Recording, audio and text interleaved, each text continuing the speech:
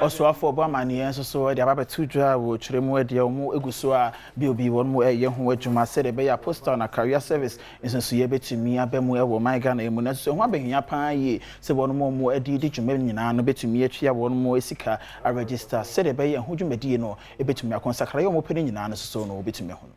Minister of Communication Samuel Nati George ene e de just say one more courier service riders and as a month for one more tree a shenya hodo e de for enema ema one mu nyina akwakusi e proposal many de dika wa fimpino no dunu nsia no mu say one more ensha na one for one dinko aban kratemu na tumi krate bi se de ma one more yemfa ma won anyesa anhwe na odwuma betumi abo one more. And the current fees and charges that will come, and that's why we put a moratorium on enforcement.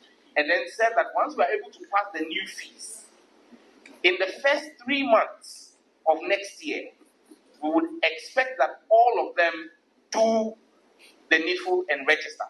Enforcement, we announced, will start on the 1st of April 2026. So we're hoping to get the fees dropped in the fees and charges, because again, like I'm saying, if you look at the reality, those fees appear to be too punitive.